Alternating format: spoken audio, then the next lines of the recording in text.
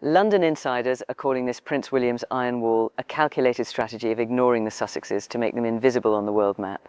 $59 million. That's the amount King Charles just flatly refused to pay Harry.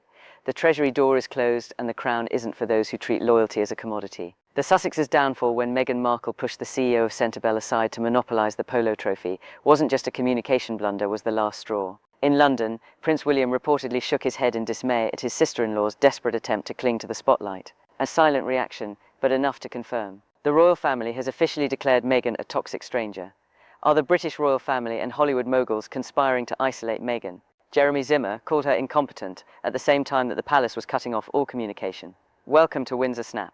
At the heart of it all was Meghan Markle, the Duchess of Sussex, in an elegant off-the-shoulder white dress. Sophie Chandala, the powerful chair of the Centaur charity and a key figure in the organisation, stepped forward to present the trophy to Harry. In a baffling moment, Meghan moved, pushing Chandala aside to ensure she held the trophy herself in front of the cameras. The footage was truly shocking. It wasn't just a rule-breaking act. It was a clear display of professional desperation. While Meghan's polo incident was unfolding, Jeremy Zimmer, the powerful CEO of United Talent Agency, UTA, one of the world's top 3 talent agencies, did something almost unprecedented in the polite and transactional world of representing A-list celebrities. Following the collapse of the $20 million Spotify deal in late 2023, Zimmer didn't just issue a standard creative differences press release. He went on the record with a brutal careering assessment. Turns out Meghan Markle was not actually a great audio talent or necessarily any kind of talent. And just because you're famous doesn't make you great at something. In an industry where silence is the standard and let's take a meeting is the default, Zimmer's public branding of the Duchess as untalented acted as a professional death warrant. It signalled to every major studio and streamer that the Sussexes were no longer prestige assets, they were liabilities. The conflict intensified when Meghan, in a desperate move to salvage her image, signed with WME, William Morris Endeavour, the blood rival of Zimmer's UTA. This wasn't just a change in representation, it was a declaration of war between Hollywood's most powerful titans, with Meghan positioned as the controversial prize in a game of ego and optics. As we move into March 2026, the reality of Zimmer's words is manifesting in cold, hard data.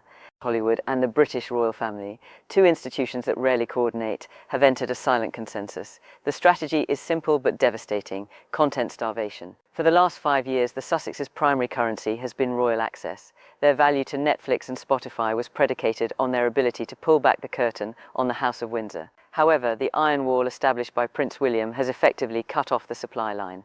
Every royal event is now guarded with military precision. William's refusal to speak to Harry outside of legal channels has left the couple with nothing new to sell. Without fresh royal dirt, Meghan has been forced into the lifestyle space, a move that has led to the disastrous launch of her brand as ever. The financial impact of this talent vacuum became undeniable in early 2026.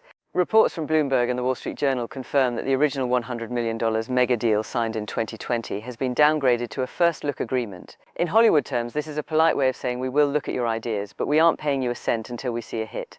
The data justifies Netflix's retreat. Meghan's lifestyle series with Love Meghan, which was supposed to be the Martha Stewart of the new age, suffered a catastrophic launch. According to Variety, the show failed to break the top 300 in its first season.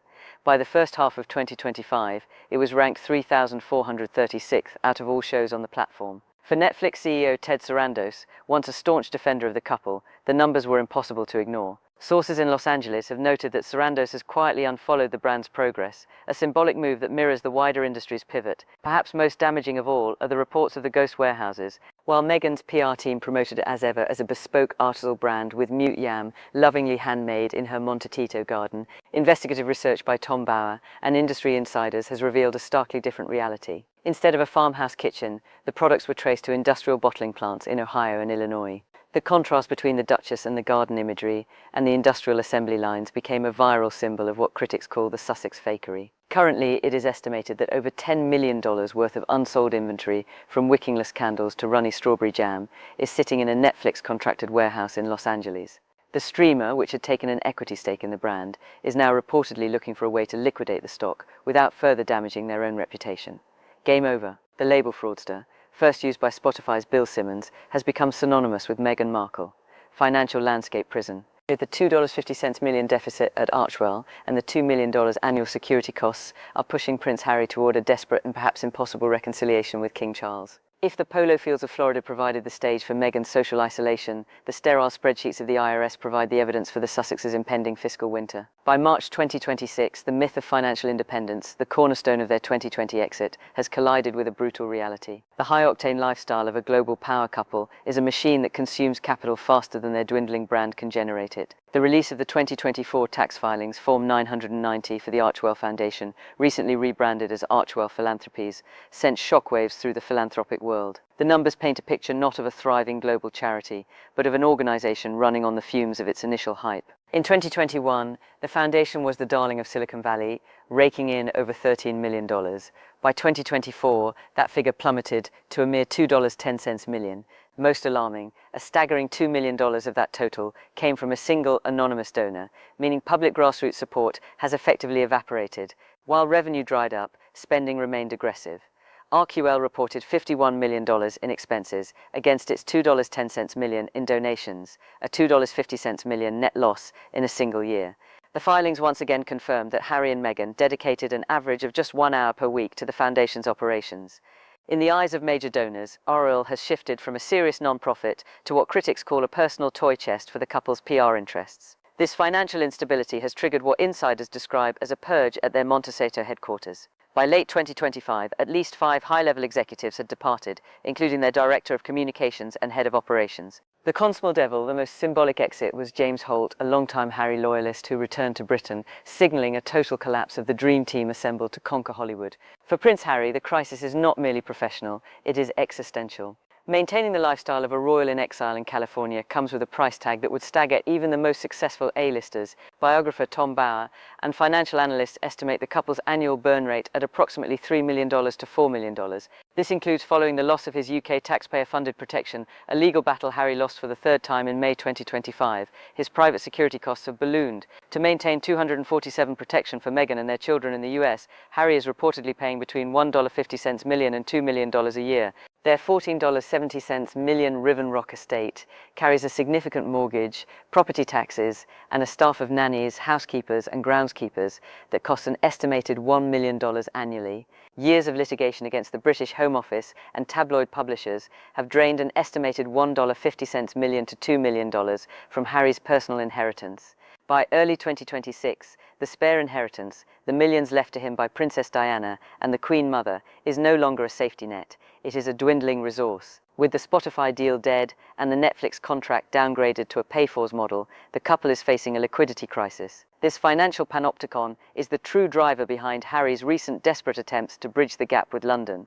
Insiders suggest Harry is in a state of functional panic. He is acutely aware that once Prince William becomes king, an event that feels increasingly imminent, the door to the royal coffers and the prestige of the Sussex title may be locked forever. His motive for reconciliation is no longer just emotional. It is a mechanical necessity to keep the Monarchy mansion, to keep the private jets, and to keep the security teams. He needs the royal brand revalidated. He needs to be more than just a celebrity. He needs to be a prince. The term grifters, famously coined by Spotify executive Bill Simmons, has become the defining label of this era. In Hollywood, where perception is reality, the Sussexes are increasingly seen as a one-trick pony that has run out of tricks. They sold the royal secrets in Spare and the Netflix documentary, but once the tea was spilled, the cup remained empty. Meghan's attempt to pivot to the domestic goddess space with As Ever was supposed to be the solution. But with $10 million in unsold jam and Nen candles sitting in warehouses and CEO Ted Sarandos moving on to more profitable creators, the financial walls are closing in. As Harry looks toward the UK,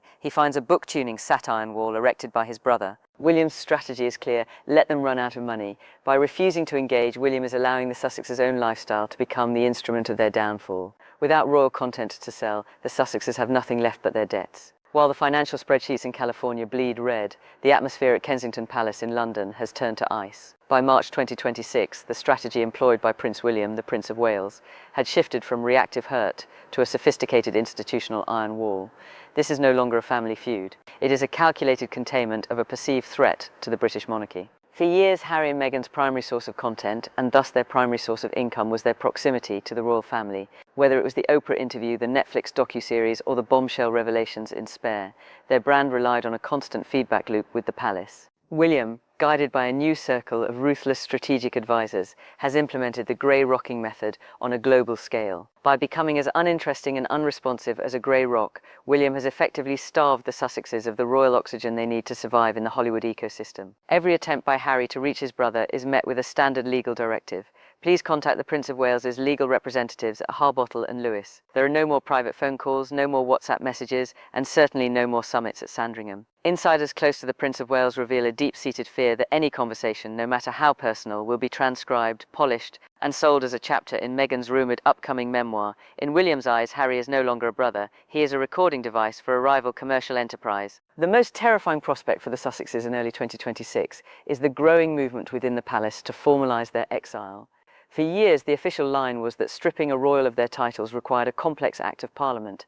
However, the Prince Andrew precedent changed everything. When King Charles and William moved to strip Andrew of his HR styling and military affiliations, they didn't wait for Parliament. They used letters patent, a royal decree that can be signed in an afternoon. Tom Bower argues that William is currently minded to do exactly the same to Harry and Meghan, under William's future reign, or perhaps even sooner, under a weakened King Charles. The plan is to issue a decree that restricts the use of the Duke and Duchess of Sussex titles for commercial gain. The original 2020 agreement specifically forbade monetizing the royal brand, with Meghan selling $1,700 a seat wellness retreats in Australia and attempting to sell royal-adjacent lifestyle goods. William believes the agreement has been shattered. For Harry and Meghan, losing the titles isn't just a blow to their egos, it is a financial death sentence. In Hollywood, Meghan Markle is a struggling producer. The Duchess of Sussex is a global brand.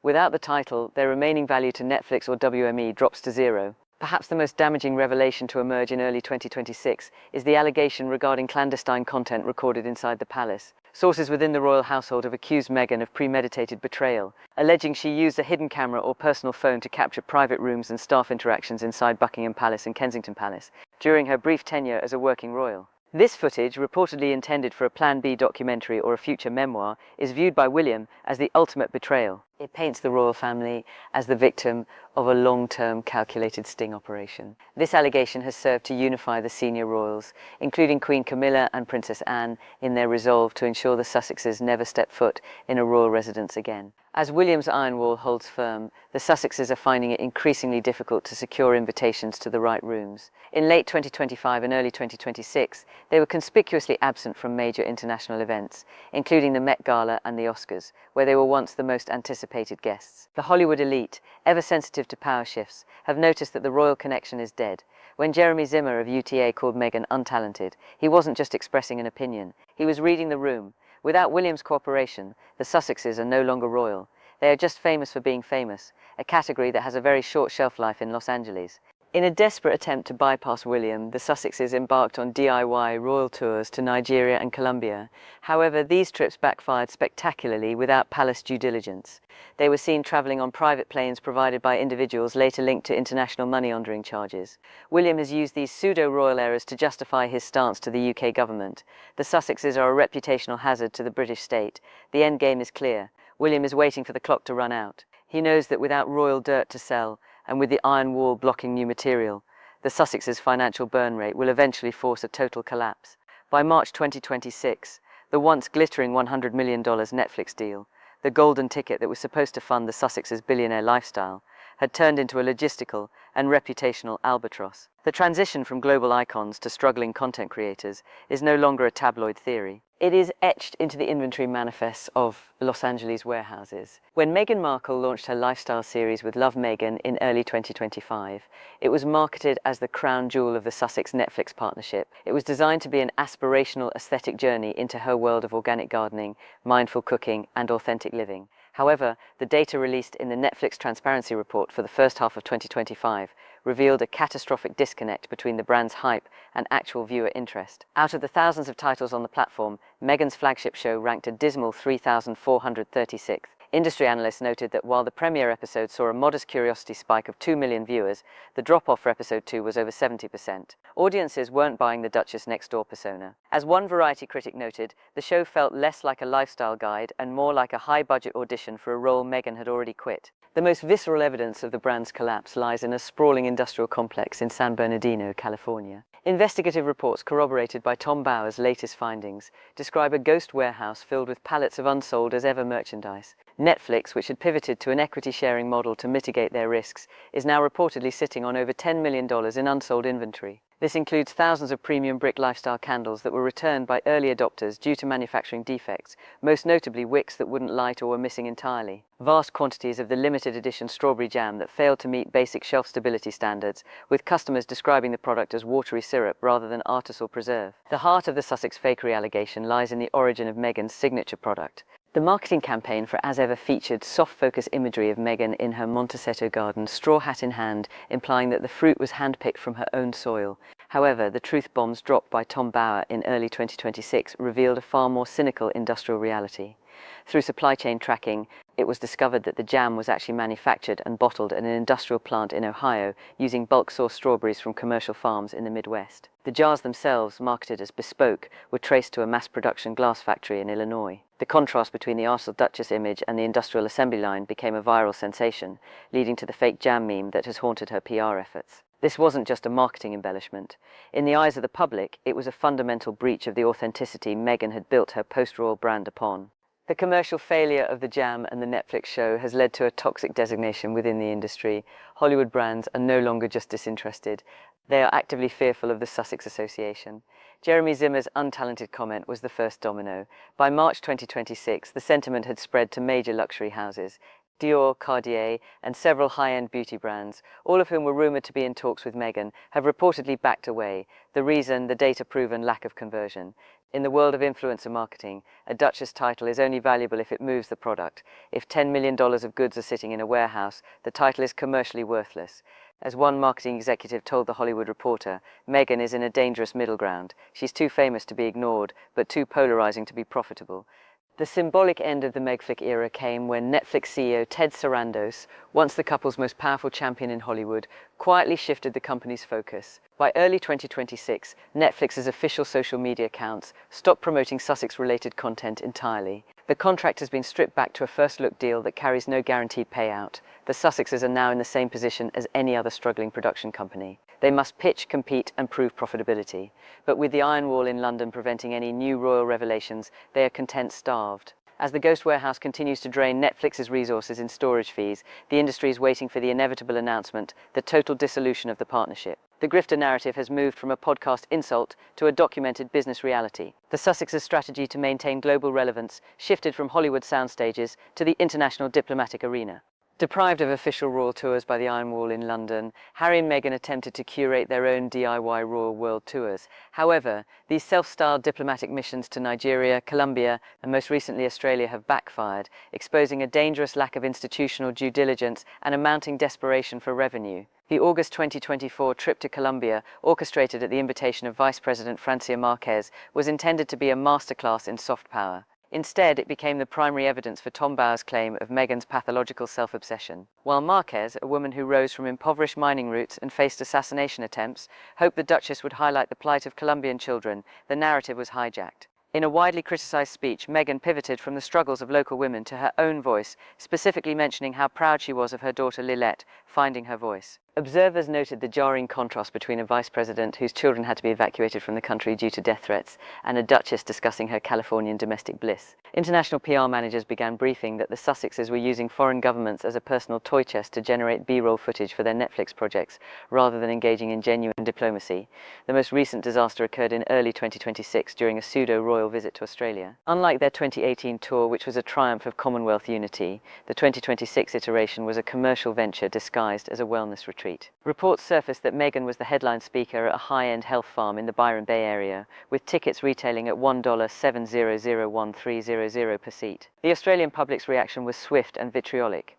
A petition garnering 32,000 signatures demanded that no public funds or police resources be allocated to the couple. The Sussex team's attempt to brief back, claiming the trip cost the Australian taxpayer nothing did little to quell the grifter narrative. For the Australian people, the sight of a prince and his wife monetizing their titles for private gain on their soil was the final straw. It provided the ultimate justification for the Australian Republican movement to distance themselves from the Sussex brand while remaining respectful of the king. While Meghan fought the PR fires in Australia, Harry was embroiled in a more personal crisis, the security and visa panopticon. By March 2026, the legal battles regarding Harry's US visa following his admissions of past drug use and spare reached a critical juncture. The conservative think tank intensified its legal pressure on the US Department of Homeland Security to release Harry's visa application. The argument was simple. Did he lie on his application, or was he given special royal treatment by the Biden administration? With his UK security lawsuit officially lost and the US courts refusing to grant him diplomatic protection, Harry's private security bill has hit an all-time high of $2 million per year. Insiders describe Harry as increasingly paranoid and trapped. He is paying for a private army to protect a family that is increasingly isolated from the very institution that made them worth protecting in the first place. The security crisis has become the primary wedge Harry is using to attempt a reconciliation with King Charles, arguing that his children Archie and Libet are at risk. Perhaps the most heartbreaking development for Harry's supporters was his official resignation from Centrebell, the charity he co-founded in Lotu. The fallout stemmed from the now infamous Polo Trophy incident. Sophie Chandelar, the CEO, who was physically maneuvered out of the way by Meghan at the 2024 Florida match, reportedly refused to sign a clarification statement demanded by Harry. The statement was intended to say that Meghan's intervention was planned and welcomed. When Chandala stood her ground, Harry, under pressure from Meghan's production team, chose to sever ties with the organisation. This move was seen by the international charitable community as the ultimate betrayal of Harry's own legacy. He chose a Netflix shot over a 2-year commitment to African orphans. The content hunger had finally consumed his most authentic work. The untalented label bestowed by Jeremy Zimmer in Hollywood has now echoed across the Commonwealth. From the bottling plants in Ohio to the health farms of Australia, the world is seeing the same pattern: high cost, low value. As the Sussexes return to Montecito from their failed Australian tour, they find themselves in a geographic cul-de-sac. They cannot go back to Britain without facing the Iron Wall, and they cannot move forward in Hollywood without the royal access that William has permanently revoked. They are content, starved, and geographically homeless. As March 2026 draws to a close, the Sussex saga has reached its inevitable terminal velocity. What began as a fairy tale departure from the constraints of the British monarchy has devolved into a high-stakes struggle for financial and social survival. The end game, as Tom Bower calls it, is no longer a distant threat. It is a multi-front war involving legal decrees, media manipulation, and the cold indifference of the global elite. The most significant shift in the endgame is the quiet but firm preparation for the William Doctrine. For years, the Duke and Duchess of Sussex relied on the constitutional fudge, the idea that stripping royal titles required an arduous act of Parliament. However, the precedent set by the removal of Prince Andrew's HR status proved that the sovereign's power is more flexible than previously admitted. Insiders at Kensington Palace suggest that Prince William has already consulted with constitutional experts to draft letters patent, a royal decree that would be triggered the moment he ascends the throne, or perhaps sooner if the king's health continues to decline. The proposed decree would not necessarily strip the titles in a theatrical sense, but it would legally prohibit their use for commercial gain. This would mean any contract signed as the Duchess of Sussex, from jam jars to Netflix credits, would be a violation of British law, rendering the titles commercially dead.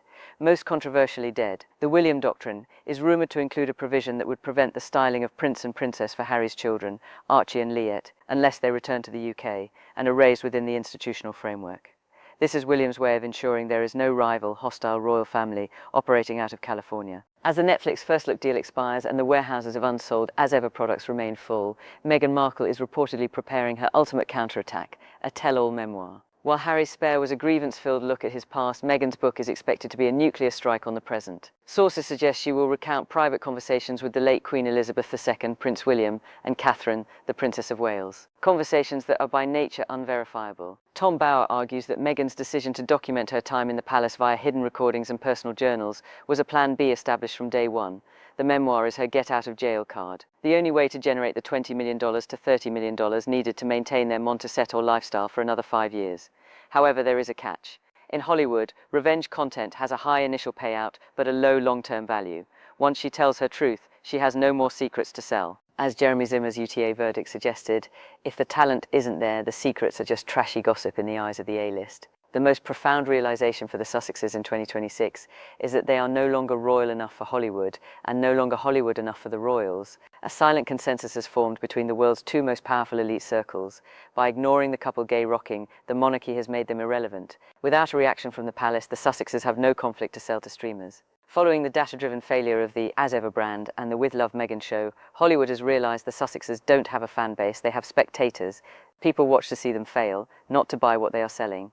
This consensus has left the couple in a content cul-de-sac. They are content starved because William won't talk to them, and financially starved because Netflix won't pay them for anything other than royal gossip. As the pressure of the $5 million Archwell deficit and the $4 million annual burn rate mounts, the strain on the marriage has become a topic of intense speculation in Montecito. Hollywood PR experts have noted that Harry and Meghan are increasingly branding separately, attempting to return to his charity roots through Invictus and Centerbell. Despite the recent setbacks, he is desperately seeking a way to return to the UK, driven by functional panic over his security and finances. Doubling down on the Hollywood starlet comeback, despite the visible deer-in-headlights reactions from peers like Jack Quaid.